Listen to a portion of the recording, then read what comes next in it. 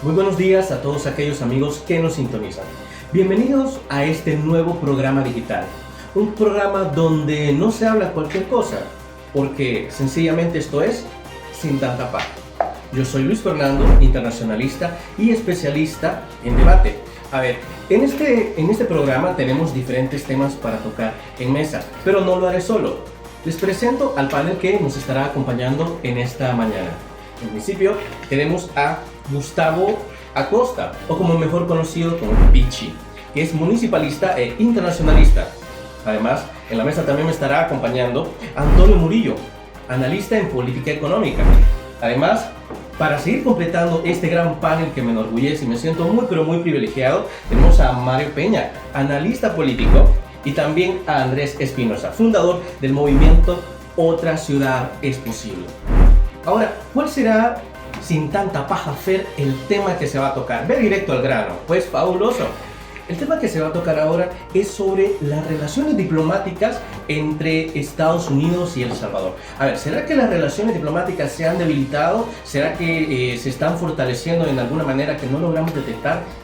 Eso mismo vamos a ver en esta ocasión con nuestro experto panel. A ver, vamos a ver. Gustavo, Pichi Acosta, a ver Pichi, ¿qué es lo que nos puede opinar? ¿Cómo están las relaciones entre El Salvador y Estados Unidos? ¿Se rumora mucho si se han debilitado o si se fortalecerán en el camino? Bueno, primero Fernando, agradecerte por invitarnos a este proyecto. Muchas gracias a todo el equipo de producción. Gracias a Andrés y al resto de los amigos que están en el panel, a Antonio y a Mario. Y sabemos de que vamos a poder compartir una buena tertulia y un buen análisis y un buen abordaje.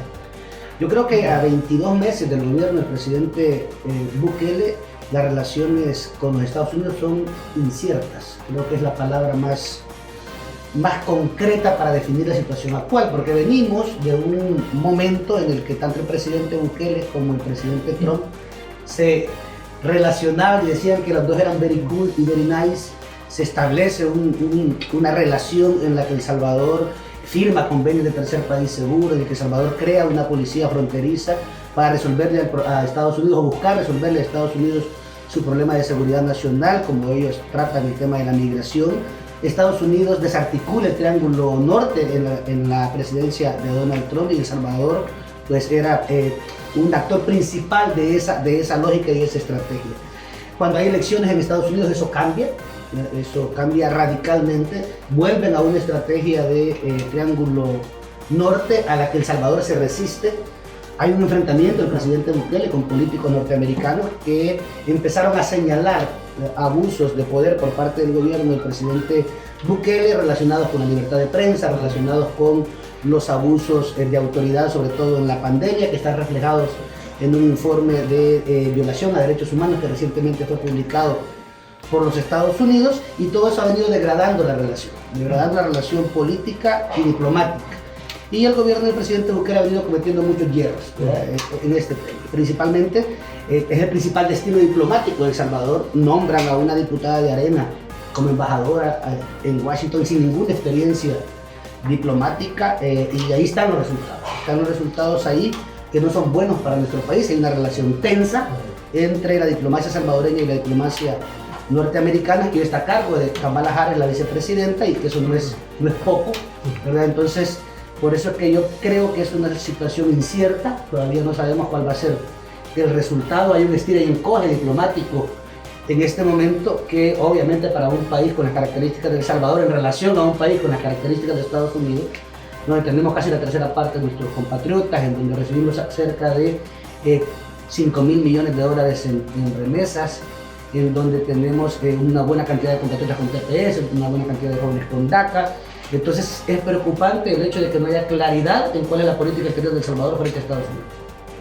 Interesante, Pichi. Y ya vamos a seguir tocando ese tema, porque algo que me encantó era que tocara el tema de nuestros compatriotas. ¿Qué va a pasar con esos casi 3 millones de salvadoreños en caso de que las relaciones se tensen, o de repente en caso que las relaciones con el pasar de los meses, porque recordemos que apenas en enero acaba de asumir Biden la presidencia? Vamos a ver si esto, pues, conforme va pasando el tiempo, se puede estabilizar o vamos viendo cositas más, pero más positivas.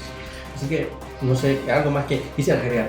No, siempre con las administraciones demócratas también es incierta la situación de nuestros compatriotas, ¿verdad? Porque si bien es cierto, el presidente Obama en sus 2 periodos ofreció una reforma migratoria integral, nunca la dio. Y fue una administración demócrata la que deportó más salvadoreños, incluso más que George Bush padre, George Bush hijo y el mismo Trump. Entonces también estamos a la espera de ver cuál es el resultado de esa política migratoria. Hay una buena noticia para los DACA, hay una buena noticia para los tepresianos y una buena noticia para el resto de compatriotas que llegaron antes del primer día de enero de este año de Estados Unidos. Entonces estamos a la expectativa de ver qué sucede. Ok, fabuloso, Pichi. Vamos a seguir analizando ese tema. Ahora vamos a conocer la perspectiva de alguien más que nos acompaña, como es el caso de Andrés Espinosa. A ver, su punto, Andrés. Mira, siempre se ha dicho que el presidente de los Estados Unidos es más presidente de El Salvador que el presidente de El Salvador. Eso es porque siempre hemos estado como sumamente alineados a los intereses norteamericanos. Se nos ha llamado el Pacto Tercero y tanta cosa. Hoy, en realidad, bueno, durante la Guerra Fría, lo que existía era 2 bloques, 2 líneas, ¿sí? Hegemónicas en el planeta. Cae la Unión Soviética, se queda un tiempo sin una línea que no fuera la norteamericana, pero ahora emerge una línea nueva, la China. Entonces yo creo que nos están enmarcando un poco en ese contexto nuevamente. De hecho, la guerra en El Salvador terminó dentro de ese contexto entre la Guerra Fría, el conflicto este-oeste. Y ojalá algún día haya tiempo de hablar sobre la historia. No podemos negar lo dependientes que somos de los Estados Unidos. Para empezar, tenemos, bien dijo Pichi, que 3.5, 3.9 millones de salvadoreños solo en Estados Unidos. 5, 6 mil millones de dólares son los que sostienen básicamente la economía familiar en este país. Entonces, hay que andarse con mucho cuidado con esto, porque ellos sí tienen el poder de deportar a todo aquel que le dé la gana. Y los que más se visten de corderos, como son los demócratas, pues son los que más nos han afectado a nosotros. Son los que más han expulsado salvadoreños ilegales de los Estados Unidos, obviamente creando problemas, porque ya no se envía remesas en esas familias, pero nos crea un problema local aquí. ¿Por qué? Porque el desempleo aquí no es así, es altamente incidente en la vida nacional, además de que mucha gente deportada pues tiene algún pasado violento, algún pasado delictivo, que engrosa las filas también de uno de los grandes males que nos siguen aquejando aquí en El Salvador. ¿Qué ha pasado? Sí ha habido un dime que te diré, y cómo va a evolucionar eso sí me preocupa bastante. Sinceramente me parece que este gobierno tiene que pensar y repensar cuál va a ser su nuevo nexo con los Estados Unidos. Eso sí, yo ya he estado escuchando en las redes, viendo en las redes, que al señor presidente de El Salvador lo llaman ahora el gran luchador contra el imperialismo. ¿Es eso en realidad lo que se está planteando, luchar contra el imperialismo norteamericano? Me parece que todavía no estamos viendo eso, pero sí es importantísimo redefinir. Una de las características más propias de este gobierno es que abre mucho espacio a la especulación, ¿sí? En todos los temas. La ciudadanía tiene poca información y como los salvadoreños somos buenos para el chambre, especulamos. Y no tiene nada más por ahora que seguir luchando porque la relación no se da. Ok, excelente. Algo llamativo, Andrés, es que vamos a seguir analizando la cuestión de cómo afecta, aparte de que se nota que las relaciones están tensas, hay que ver qué tanto le interesa a Estados Unidos el hecho de que El Salvador se esté relacionando más o acercándose más con China y alejándose de la potencia que ha sido su principal aliado, que es Estados Unidos. Bueno, vamos a continuar entonces y nos dirigimos ahora con Antonio Murillo, que es analista en política económica. A ver, vamos a ver qué nos tiene que decir y claro, siempre sin tanta paja. Yo pienso de que las relaciones de El Salvador no solamente deben de consolidarse con Estados Unidos, sino que deben de consolidarse con todos los países que puedan pues nosotros necesitamos aumentar nuestras relaciones, mejorar nuestras relaciones, e inclusive si nosotros tomamos una nota refiriéndonos a la relación con Estados Unidos, el 10 de octubre del 2019, Brendan O'Brien, él puso un Twitter donde decía: exhortamos a El Salvador a ejercer cautela con respecto a su involucramiento con China, de manera que evite las trampas diplomáticas y de deuda. Es vital buscar alianzas con un socio confiable. Eso fue lo que puso él. Entonces yo pienso de que la relación de El Salvador con Estados Unidos puede llegar a tensarse si El Salvador también está buscando aumentar su relación con China. Y recordemos que el problema ahorita no es la relación entre El Salvador y Estados Unidos. Más bien yo pienso que aquí el problema es la relación de Estados Unidos contra China, que es una potencia como otra potencia, que de alguna manera ambos lo que tienen es una hegemonía a nivel mundial. Entonces El Salvador no creo yo que sea tan importante para Estados Unidos. Obviamente que hay temas como los migrantes salvadoreños en Estados Unidos, y entonces podría darse la especulación de que Estados Unidos, si El Salvador no se alinea como debe de ser con ellos, entonces bueno, vamos a empezar a sacar a toda nuestra gente, nuestros salvadoreños. Creo yo que no creo yo en ese escenario, porque Estados Unidos no le conviene. Estados Unidos es un país donde no son todos estadounidenses, ahí hay de todas las culturas, ahí están todos los latinoamericanos, europeos, asiáticos, árabes, ahí hay medio mundo. Estados Unidos realmente es todos los países en uno solo. Entonces El Salvador lo que tiene que hacer es buscar mejorar las relaciones con todos los países. Es que ese es el problema, que nosotros nos hemos vuelto, desde muchos años atrás, nos hemos vuelto codependientes. Nosotros dependemos de otros, dependemos de Estados Unidos, dependemos pero espero que no nos volvamos dependientes de China. No, la idea es que nuestra relación aumente con Estados Unidos, pero también tiene que aumentar con China. Es que tenemos que buscar, ahora tenemos que ver nuestros intereses. Ese es el problema, que nosotros no vemos de alguna manera los intereses como país, como salvadoreños. Todavía no nos hemos quitado esa venda de que nuestro país tiene que independizarse. Pues hablamos de una independencia, que somos independientes de casi 200 años de independencia. No la tenemos, somos codependientes todavía. Vivimos en esa dependencia, y por esa dependencia que tenemos, entonces es como llevamos nuestra situación. Nuestro país así camina. Pero yo creo que ya es momento de que empecemos a ver en nuestro país, bueno, como decía Ren, socio confiable. Yo realmente no sé todavía si eso es socio confiable. Otros dicen amigos. Yo tampoco sé si somos amigos, porque el hecho de decir, como tú decías, Andrés, o sea, hemos sido considerados el patio de la casa. Disculpame, pero o sea, el patio nos avientan al patio de la casa, no somos los socios confiables ni los amigos. Los amigos están en casa también. Entonces, creo yo que debemos de cambiar la dinámica de pensamiento, voltear a ver nuestro pensamiento y darnos cuenta de que China cambió. China cambió. En 1949 comenzaron sus cambios, y ahí es donde decidieron cambiar esta situación. Por lo tanto, esperemos de que El Salvador comience a hacer los cambios. ¿Queremos buenas relaciones con Estados Unidos? Sí, pero también las queremos con todos los demás países. Ese es mi punto de vista. Me gusta el punto que se ha tocado de que esto es más una cuestión de que también están las relaciones entre Estados Unidos y China, para poder hacer un análisis extensivo de ver cómo eso le está afectando a los demás países. Me encanta.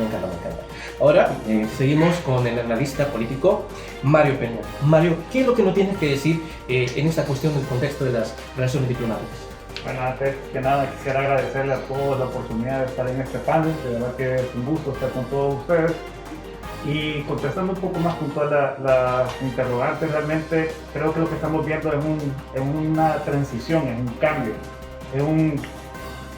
La verdad es que el país, desde las elecciones presidenciales del 2018, fue como que en un momento se hacía esto de una manera, ganó un tercer actor, no estábamos acostumbrados y cambió todo lo que antes se hacía de un día a otro fue radical el cambio. Eso significa que no sabemos cómo van a ser estas relaciones al final. Eso es lo que yo realmente intuyo. No lo logro descifrar. No puedo saber si vamos a estar mejor, si vamos a estar peor. Lo que te puedo decir es que lo que veo es un cambio. No sé para dónde va. Me imagino que obviamente no van a querer, nadie en el gobierno va a querer de que las relaciones con Estados Unidos empeoren. Porque sinceramente tenemos las remesas que se reciben de Estados Unidos. Técnicamente, y aquí tal vez Antonio me puede ayudar a decirlo mejor, El Salvador se maneja con 2 presupuestos de graduación, con lo que aprobamos y con lo que recibimos en remesas. Son 2. Y el de remesas no se puede evitar, técnicamente es lo que sostiene al país. Casi el 18% del PIB. Es lo que sostiene el país. Sin esas remesas el país realmente estaríamos quebrados. De verdad, ahí sí sería, no sé cómo le haríamos. Teniendo eso como lo principal de que el país sin las remesas, técnicamente, dejaríamos de poder, pues, quebraríamos. No creo que ningún presidente o gobierno de turno, puede ser cualquiera, digamos, ahora está el gobierno del presidente Bukele con nuevas ideas en combinación con Gantz. Okay. Pero si hubiera estado el FMLN, tampoco creo que se iban a querer pelear ni Arena, ni en el pasado, porque al final terminaríamos mal el país entero. Entonces, lo que estamos viendo es una transición, es un cambio. Lo que no sabemos es cómo se va a manejar las relaciones de este día en adelante. Eso es lo que no sabemos, porque nosotros estábamos acostumbrados a tener embajadores que tal vez fueran, yo no conozco personalmente a la actual embajadora de El Salvador en Washington, pero tal vez estamos acostumbrados a otro tipo de personas, pero la verdad es que lo que estamos viendo es un cambio, estamos en una transición en el país. Y mientras estemos en esa transición, la especulación es lo que reina.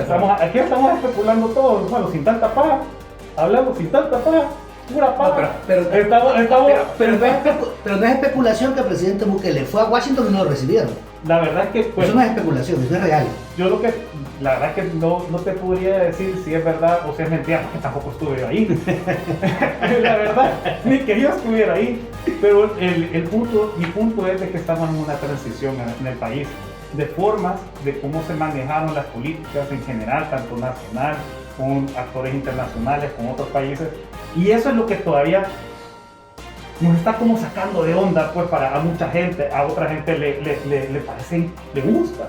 Pero la verdad es que los que estaban acostumbrados a una forma, que era la forma para ellos hacer la política, ahora tal vez no es la manera que ellos se sienten cómodos. La cosa es que estamos en una transición. Y mientras sigamos en la transición, va a seguir esta especulación. Lo único es que por sentido común creo que ningún gobierno de este tipo de países como El Salvador va a quererse pelear cuando reciben tanta remesa. Eso creo que es por sentido. Me encantó esa parte, Mario. Y hablando de sentido común, algo que sí tengo como que bastante claros es en cuestiones geopolíticas. A ver, no estamos ya como tal en la Guerra Fría, en donde nosotros podíamos decir o estás conmigo o estás contra mí. Estamos en un contexto multipolar, en el que alguien te dice, bueno, qué bueno que tengas relaciones con Estados Unidos. Claro. Y alguien te viene a decir, pero ¿por qué no tener, entre comillas, buenas relaciones con los dos? Tienes 2 superpotencias. Claro, evidentemente que Estados Unidos y China tengan sus propios conflictos, eso es una verdad. Sin paja, sin tanta paja, eso es una verdad. Pero ¿y El Salvador qué es lo que más le conviene? Creo que por el sentido económico y por el sentido de mantener seguros a los salvadoreños con Estados Unidos. Pero si también ve un polo de desarrollo, ve también porque un país, un estado no se pelea con la plata y China también está dispuesta a soltar plata, por ahí yo veo que El Salvador también de alguna manera puede aprovechar esas relaciones. Ahora, geopolíticamente esto es una estrategia. Más que, ¿cómo te ve Estados Unidos y cómo te ve China? Te ven de distintas formas, no te ven igual. Claro. O sea, porque los intereses chinos son distintos con El Salvador a los intereses norteamericanos. Porque nos ven como un problema de seguridad nacional Estados Unidos. China nos ve como parte de toda su estrategia geoeconómica política, la que es distinto al interés norteamericano. Entonces, al análisis uno tiene que meterle cuál es el interés de cada una de esas potencias. O sea, a China le interesa avanzar en su reconocimiento político y en su actividad económica. China no utiliza las Fuerzas Armadas como punta de lanza para su política exterior. China utiliza el comercio y la política. Estados Unidos utiliza el ejército, el comercio y la política. Y los organismos multilaterales de los cuales es financista. Claro. Es distinta la forma en la que los dos abordan el tema de la política exterior. Sí, pero mira, eso es decir que El Salvador tiene una postura relevante en el concierto mundial. Yo coincido plenamente cuando Dagoberto Gutiérrez dice que no somos del tercer mundo, somos de un mundo periférico y que no incidimos en nada en el concierto mundial. Si le preguntas al presidente Bukele, te va a decir otra cosa. ¿Me entiendes? Claro, El Salvador en realidad para el concierto mundial aporta poco, significa poco, excepto en los años 80, 70, 80, El Salvador fue parte de la agenda mundial. Habría que analizar por qué, Claro. ¿sí? Y por qué ahora de verdad somos insignificantes. El punto de aquí es que yo sí coincido con lo que decías, mira, El Salvador y todos los países, su prioridad absoluta debe ser su agenda interna. Es decir, los gobiernos tienen que tener una agenda interna clara, pero los ciudadanos también debemos de ser parte de esa agenda. Pagar impuestos para un ciudadano debe ser prioridad dentro de cualquier ciudad o cualquier sociedad dentro de ese concierto interno, ¿sí? Cuidar el medio ambiente, qué sé yo, pero debe de haber una política clara hacia adentro. Y en ese concierto interno formar una parte esencial cuando tenés la tercera parte o quizá la mitad afuera en otro lado y dependés económicamente de eso. Es ahí donde sí te vincula directamente con realidades como la de Estados Unidos y sí nos estamos convirtiendo en un problema interno en Estados Unidos. Bueno, sin tanta paja, pues tenemos que interrumpir porque este análisis, este debate está candente. Este era para 4 programas. O sea. No, claro, o sea, no podemos extender. Pero, Además nos apasiona. Claro. Y va a estar interesante conocer en otra oportunidad que tengamos, siempre para tocar el tema, sobre si el presidente Nayib Bukele quiere en efecto poner a El Salvador otra vez en ese concierto y que también puede funcionar eso. Pero eso va a ser en otro tema que vamos a tocar. Así que ahora vamos al siguiente bloque, que me parece algo sumamente interesante porque es algo que ha estado pasando en estos días. Y es el tema del FODES. A ver, ¿qué pasa con la viabilidad de si es viable la propuesta de reducir el FODES a un 6%? Recordemos que estaba al 8%, se especulaba si se podía aumentar al 10% y ahora vamos con el 6%. Así que sí me encantaría ver hacia dónde nos dirigimos en ese tema. ¿Será que vamos a convertir a las alcaldías en más eficientes y por eso se necesitan menos recursos? ¿O hacia dónde vamos con esto? Y ahora vamos a comenzar, sí me encantaría otra vez, con Andrés Espinosa. Como ya me presentaste, yo soy parte de un movimiento que se llama Otra Ciudad Posible. Una de las cosas que me han apasionado a mí desde que trabajé con Héctor Silva en el primer gobierno de izquierda de la ciudad de San Salvador, pues yo quedé clavado en el tema urbano, quedé clavado en el tema municipal. No cabe duda que los municipios necesitan más recursos, cada vez más recursos. El gran problema es, si es el FODES, la fuente de recursos que debe de tener. Cuando se critica fuertemente que los alcaldes en general han utilizado discrecionalmente el fondo yo estoy de acuerdo con eso, ¿sí? Yo estoy de acuerdo con que muchos alcaldes han hecho mal uso de estos recursos. Darle 6, darle 10, darle 50%, qué sé yo, no sé si es la solución, pero sí sé que debemos buscar una solución a la problemática económica de cada uno de los municipios. Y esto pasa por, no sé si regalarles el pisto, por llamarlo de alguna manera, es el concepto que debe reinar. Pero sí estoy convencido firmemente que esto nos debe de llevar a discutir a profundidad el financiamiento para el desarrollo municipio por municipio. Esto significa que cada municipio debe de darse cuenta de una enorme riqueza que tiene. ¿Cuál es? La autonomía municipal. Y con esa autonomía municipal puede salir a la búsqueda de recursos propios. Por ejemplo, yo conocí en Lima una corporación de empresarios aliados a la ciudad que han provocado el desarrollo del centro histórico. En Santiago de Chile, en Quito, aquí nomás en Guatemala, las tierras más caras de la Ciudad de México las desarrolló una entidad parecida. En este caso, San Salvador tiene una entidad muy parecida que nosotros la fundamos con Héctor Silva, ¿sí?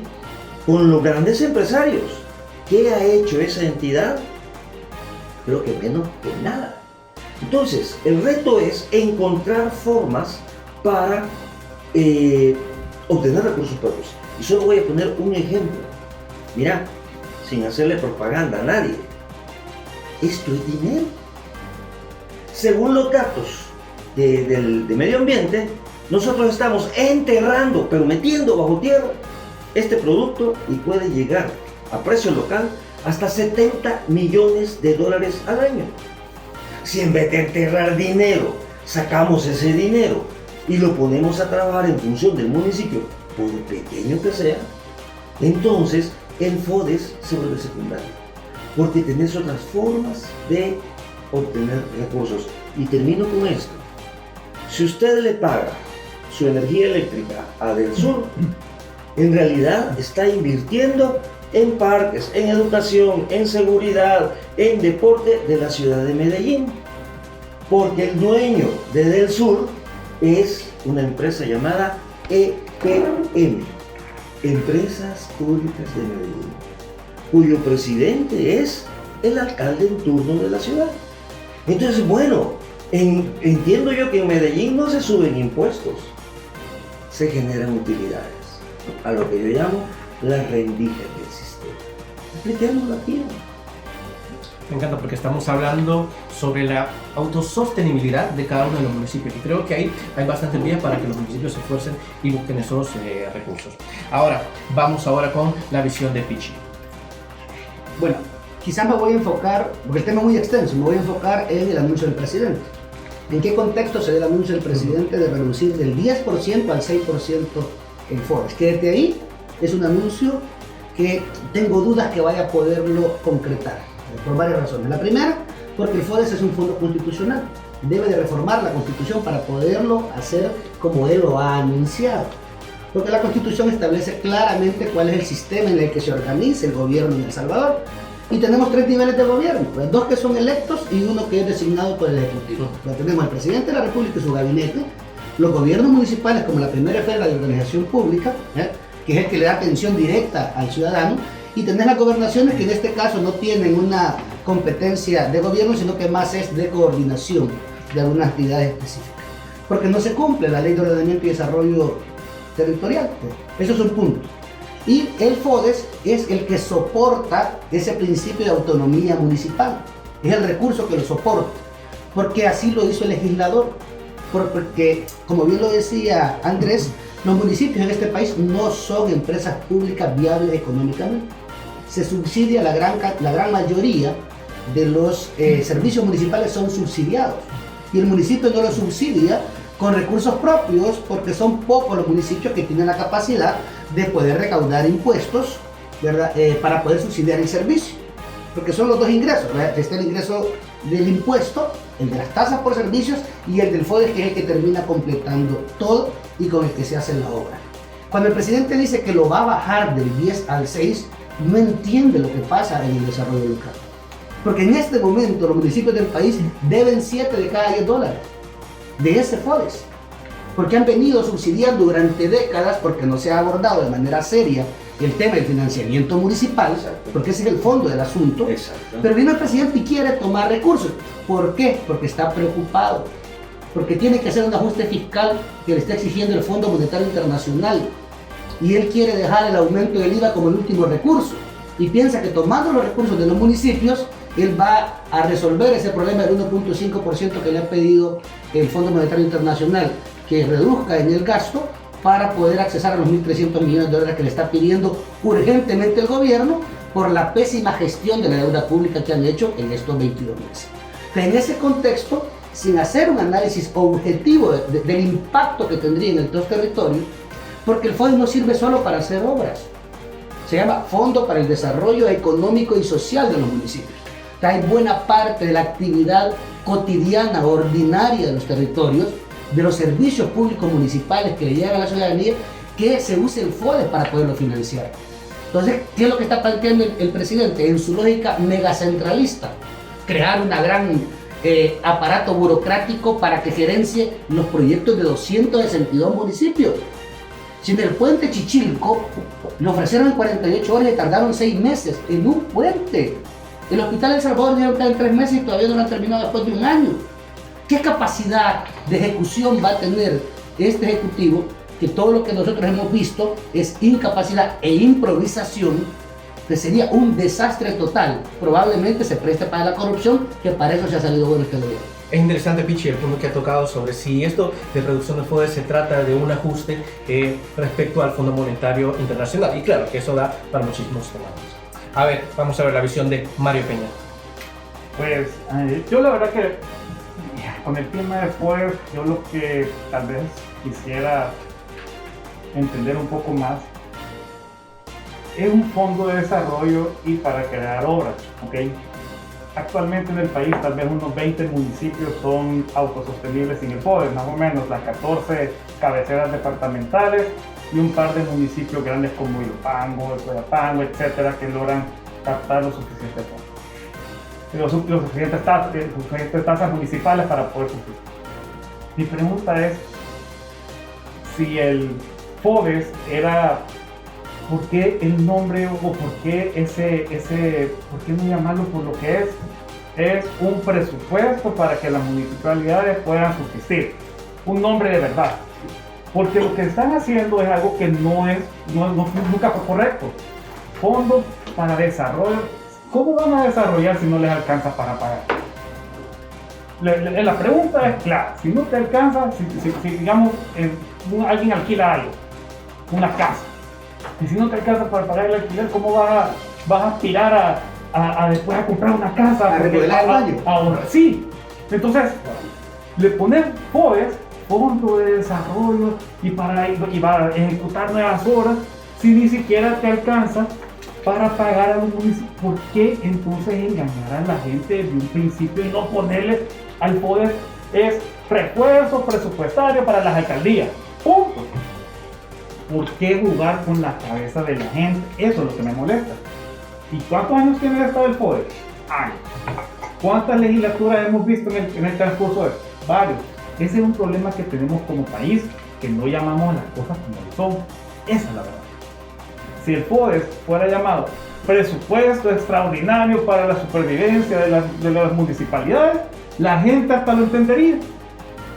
La gente dijera, ok, entiendo, pero cuando uno dice Fondo de Desarrollo para crear esto, la gente dice, pucha, si me van a dar, si es para desarrollar, aquí hay 3 puentes que hay que hacer, pongámosle el nombre que sea. El puente Murillo, el puente Espinosa, el puente Acosta, el puente Luis, el puente Mario, como sea. Pero no hay ni una obra, porque el nombre está mal utilizado para lo que es un fondo, realmente es un presupuesto extraordinario para que las alcaldías puedan subsistir. Desde el momento en que nosotros como país le llamemos a las cosas tal cual como son y sin tanta paja, porque esa es la verdad, el nombre está mal, pues. Entonces la gente vive engañada. Entonces cuando viene, hagamos algo, un ejemplo, con las personas que nos ven. ¿Quién sabe desde hace cuánto que existía el FODES? Hasta ahorita la gente puede decir FODES porque lo pusieron en la palestra pública la palabra FODES. Pero hace 4 o 5 años, ¿quién sabía que era el FODES aparte de los políticos? Nadie, hombre. Ese es el punto. Eso es lo que a mí me molesta, que no llamemos a las cosas como son. Eso es un presupuesto extraordinario para supervivencia de las alcaldías. Punto. O aquí tenemos en este momento a un diputado, creo que él nos podría decir si esa es la finalidad y sin eso no sobrevive. o pueden pagar. No pueden. Entonces hay que llamar las cosas como son. Y si se llamara así, la gente no se muere. Bueno, sin tanta paja, hasta ahí lo tengo que detener, Mario.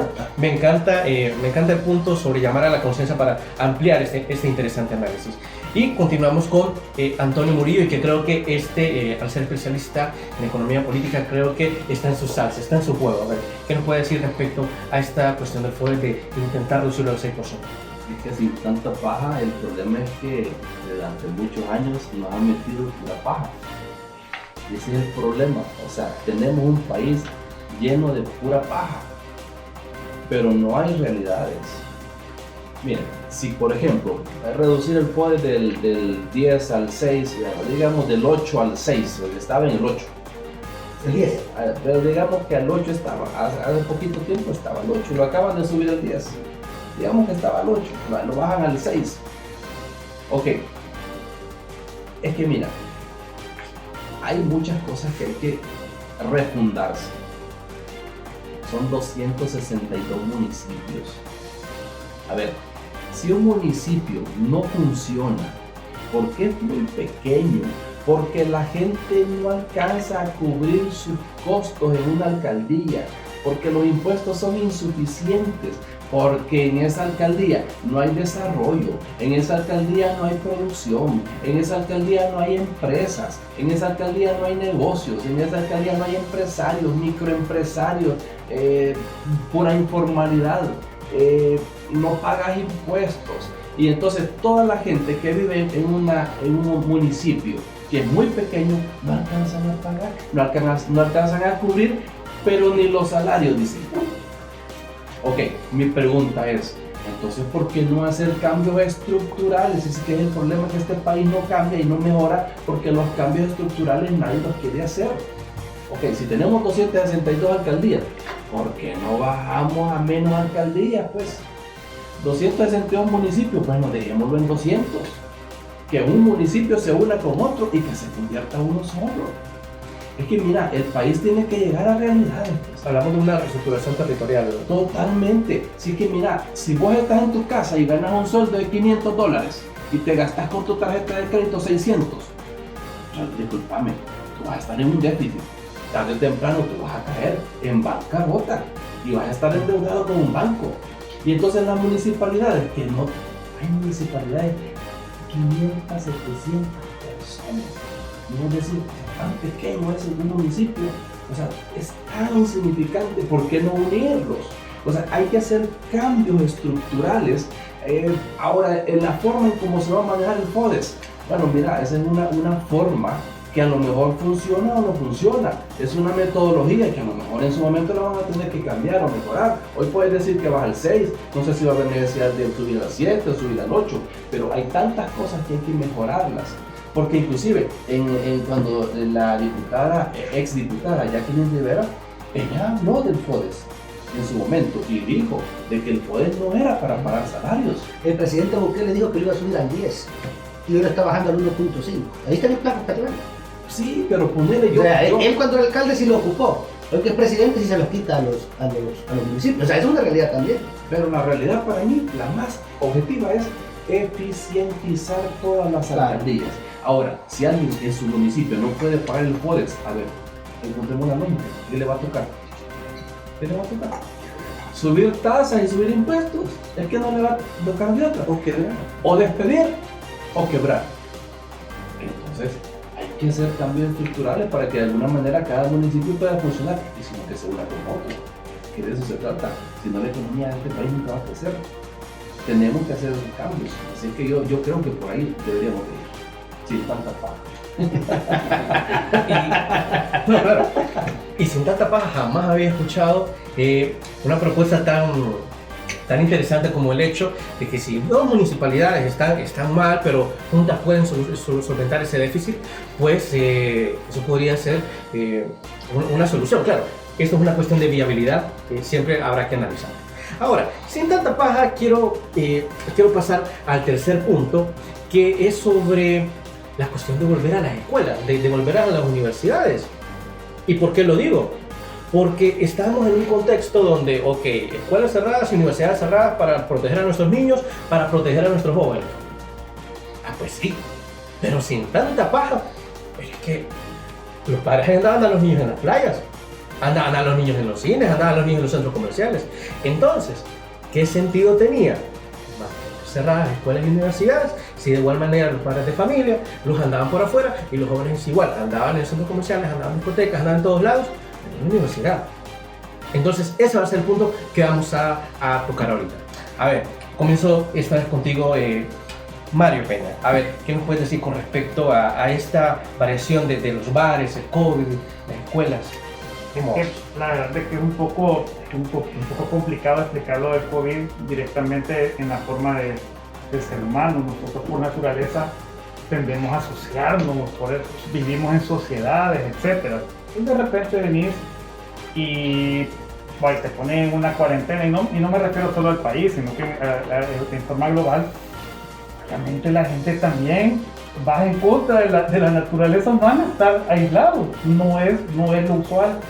Entonces venís vos y para proteger, y realmente no es tanto para proteger a los niños o el cierre de colegios, a los niños o a los jóvenes, ya que los mismos estudios han dado como resultado que son los menos expuestos a realmente, si contraen enfermedades, pues son los que no les pasa casi que nada, el porcentaje más bajo. Realmente son a los adultos mayores a los que proteges, sino que ellos son nada más como el vector más fácil para poderlos propagar.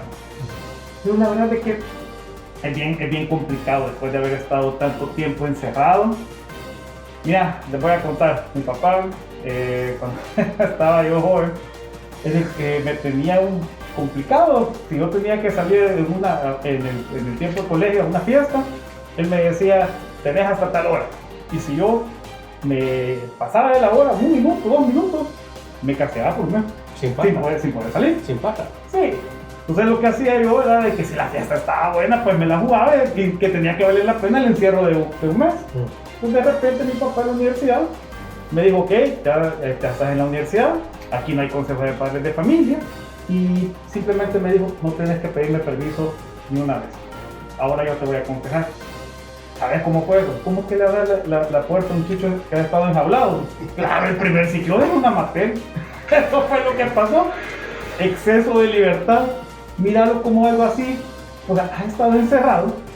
La gente va a salir y se va a desbordar. No tanto porque no quieran, nadie se quiere contagiar, pero también llega el punto en que has pasado demasiado. Entonces la gente, eso, y le pongo el que, porque a mí me pasó.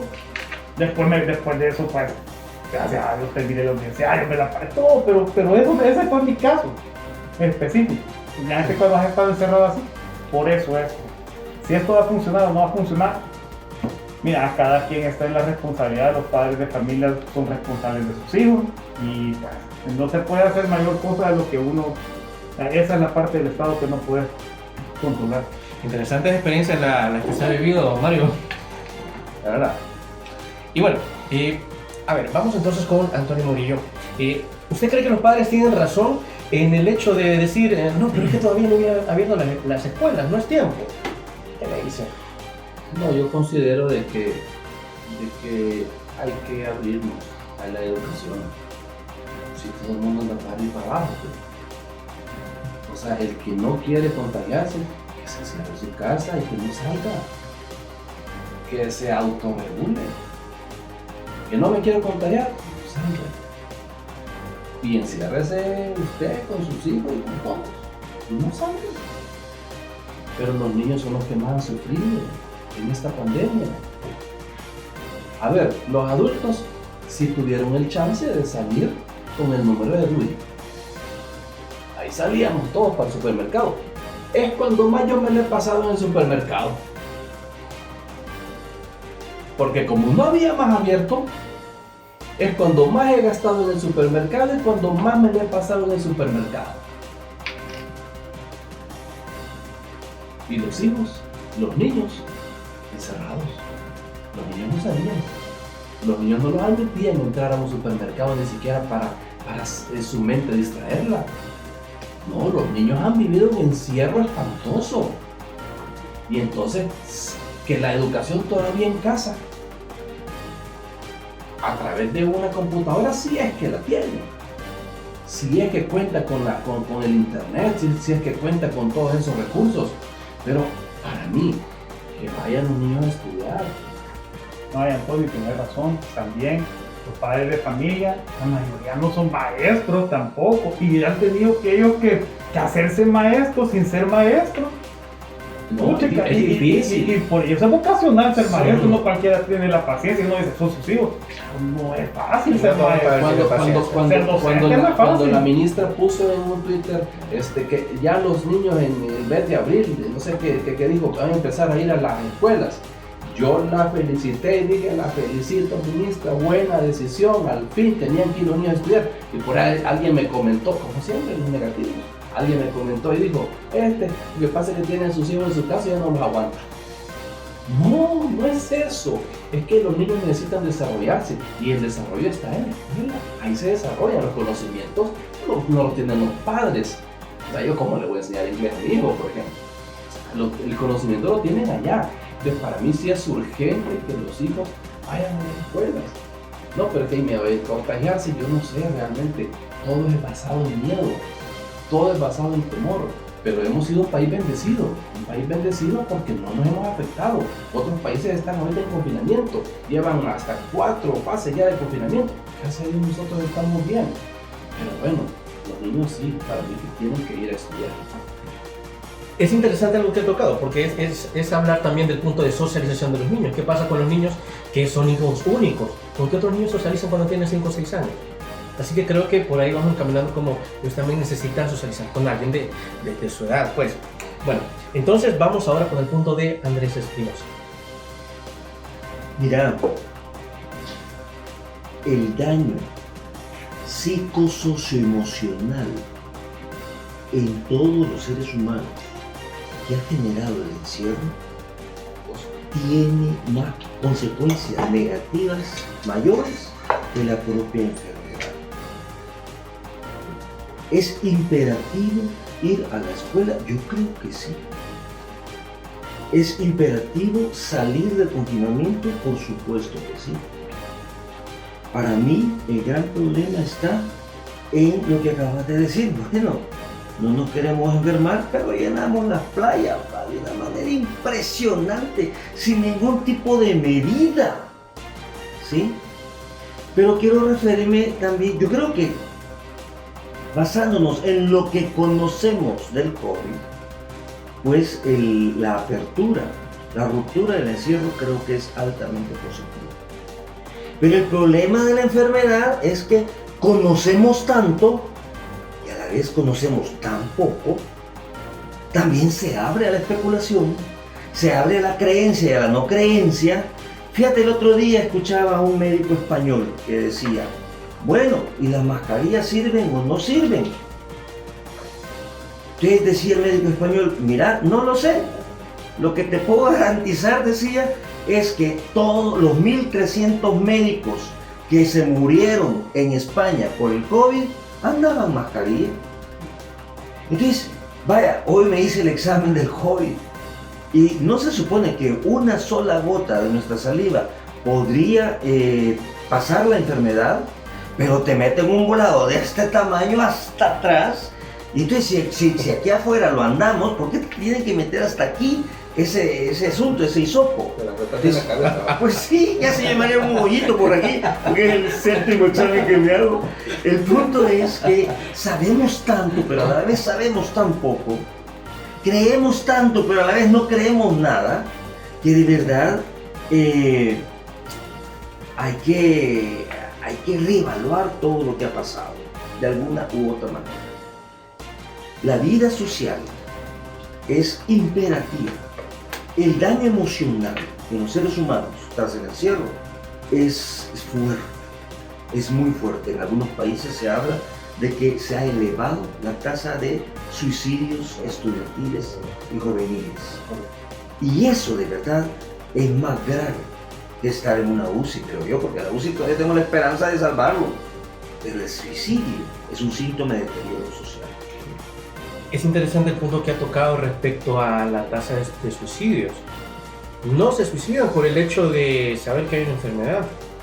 También el hecho de saber bueno, ¿cuándo vamos a salir? ¿Cuándo vamos a terminar el confinamiento? De repente nosotros perdemos el control de nuestra misma mente y suceden este tipo de cosas que usted ha mencionado. Y ahora vamos a cerrar ese interesante punto con la visión de Pichi. Pero quizás para complementar, porque estoy casi que comparto la mayor parte de los planteamientos, es el papel del gobierno. Hablamos del papel de los padres, ¿no? Pero ¿cuál es el papel del gobierno? ¿Dónde estábamos hace un año? ¿Qué estábamos haciendo hace un año? Saliendo con DUI, el ejército cercando municipios completos, que no eran cercos sanitarios, sino que eran cercos militares, una cuarentena estricta de 7 meses, que buena parte de la situación esta, de los conflictos familiares, intrafamiliares, del estrés de los niños, tiene que ver con ese encierro, porque no es lo mismo el encierro en El Escalón y en Santa Elena que en Soyapango, en La Margarita, en La Popa, Tucatancingo. Distinto el encierro, son distintas las consecuencias de ese encierro, sin hablar de las consecuencias económicas que eso trae, porque ahí nos ponían la dicotomía, la salud o la economía. Hay países que se fueron por la economía y tuvieron un resultado, hay países que se fueron por la salud y tuvieron un resultado. Nosotros nos fuimos por la salud de los primeros 7 meses por parte del gobierno y hoy nos fuimos por toda la economía. El gobierno no está cumpliendo ningún papel. Después de que te encerraban obligatoriamente, te violentaban tus derechos humanos, te cercaban municipios militarmente, hoy dejaron todo libre en la Semana Santa. Abierto, total, que cada quien haga lo que quiera. El gobierno dejó de cumplir su papel de regulador. Porque es mentira eso que dicen que no tenían herramientas. Ahí está el Código de Salud. Pero ustedes vieron algún control, alguna campaña educativa antes de la vacación o durante la vacación para que la gente se cuidara. No, dejaron abierto todo como que era el portero de Don Pío y fuimos de un extremo al otro, del encierro total a la apertura total. Y ahí es donde te dice que el gobierno ha estado improvisando. Obviamente esto es algo nuevo para todos, nadie estaba preparado para una situación de estas, pero eso no quita el sentido común. Entonces, regresando al tema de las escuelas, es igual, no es lo mismo la apertura en un colegio privado que una escuela pública, es distinta las condiciones para poder abrir. Y no hemos visto ese plan, no hubo un anuncio, y ahí si el papá lo quiere mandar, que lo mande. Los colegios privados han hecho hasta encuestas con los padres de familia, han establecido escalonados, van una semana, no van 2, para ir viendo de qué manera aprenden a sobrellevar la situación. Yo igual comparto con que los niños deben de regresar lo más pronto posible a la normalidad, porque básicamente perdimos un año de educación. Porque es mentira que los muchachos de las escuelas públicas aprovecharon ese año, porque no es lo mismo las condiciones para poder tener una clase en línea de una persona que tiene acceso a internet, que tiene acceso a una computadora, a una tableta, al niño que lo miraba en un teléfono de baja gama en un cantón en donde ni pegaba la señal. Y romantizamos, ¿verdad?, los casos de los niños que se subían a un palo para recibir las clases, cuando no tenés por qué romantizar eso, porque es parte de la situación de exclusión que tiene el país. Entonces yo creo que el gobierno debe de jugar un papel más protagónico, más serio, y contrario a esconder la información, debe de compartirla, porque yo creo que la academia, la sociedad civil organizada, puede ayudar a crear planes adecuados y que la improvisación sea menos dañina como ha sido hasta ahora. Hasta la fecha, hasta el momento algo que me ha encantado de este punto es la cuestión de la brecha digital. Sí, porque ese es un punto que evidentemente afectó a nuestros niños y jóvenes en cuanto a sus estudios. Y bueno, ya para terminar este primer programa esta primera reunión que nosotros tenemos de Sin Tanta Paja, pues les quiero agradecer, Pichi, Mario, Antonio, obviamente se va, y A ver, Andrés. Bueno, sí, en el pasar del tiempo vamos a ir a pedir mejor los nombres. Y Sin Tanta Paja, por sí, porque Sin Tanta Paja uno no se los aprende. Bueno, así que muchísimas gracias a aquellos que nos han visto en esta transmisión. Sin Tanta Paja, nos veremos pronto. Y recuerden, este es un espacio para que ustedes también vengan a hablar, para que vengan a analizar, para que ustedes también nos vean. Y más adelante van a ver cómo va evolucionando este asunto, para que ustedes también comenten con toda libertad y sobre todo, sin tanta paja. Muchas gracias.